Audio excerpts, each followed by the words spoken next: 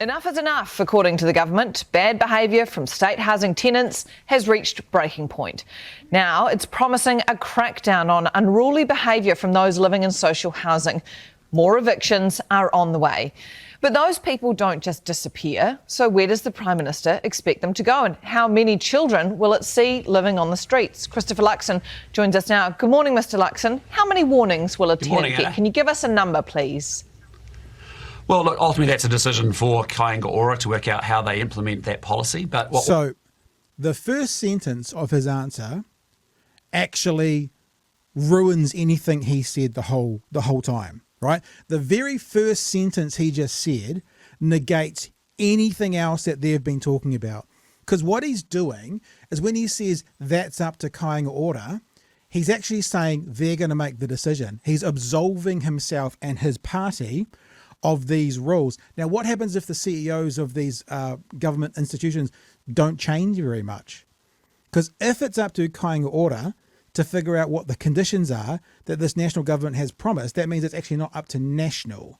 And so by him saying, well, we'll leave that up to them, I just wonder how little actually is going to change, Kelvin. And I can see it as a way of them going, well, this is up to them. They haven't changed anything. Well, it's up to them. Well, I haven't changed it, but it's up to them. We're not going to stand in and stand over it. Do you know what I mean? Yeah. Yeah.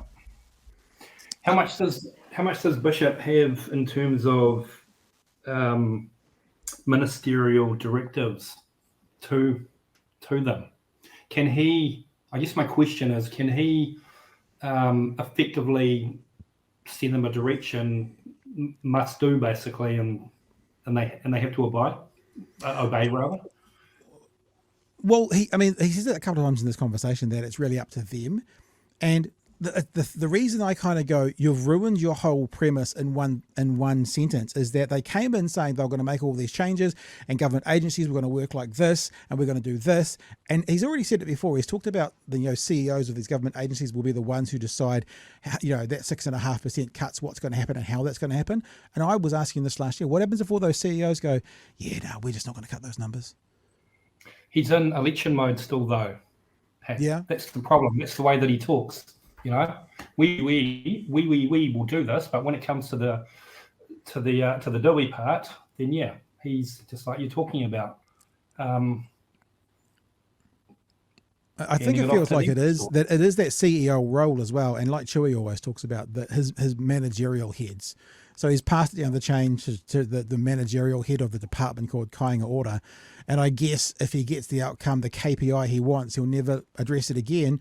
And if he doesn't, he might step in. But look, we'll keep going for a bit more of this. But I just think the very first answer he gives kind of shows the whole shell game.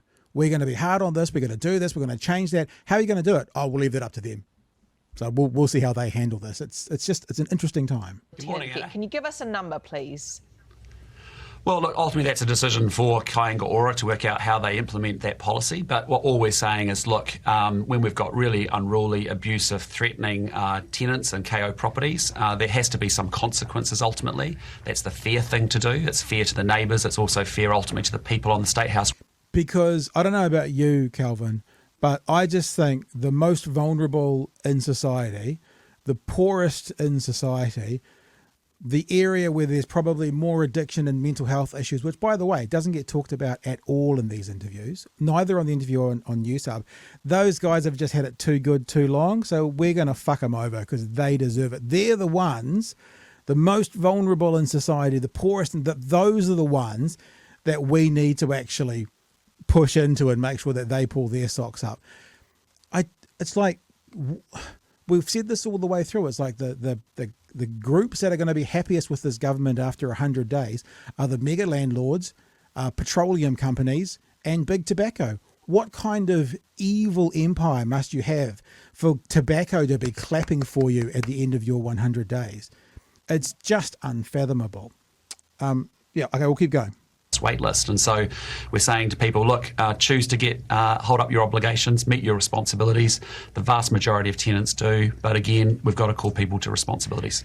Yeah, so you're saying there's too much leeway at the moment. So how many warnings will a tenant get under this new crackdown?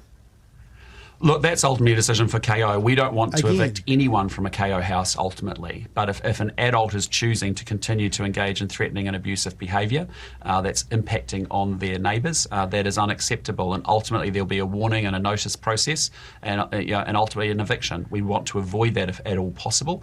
But I think we need to make sure that there are consequences. So that's part one. And like I said, Calvin, we got to make sure we put the knee on the neck of the most vulnerable. They're the ones who've had it too good for too long. That's what it feels like. We don't want that to happen though, Pat. Come on. We don't want that to happen.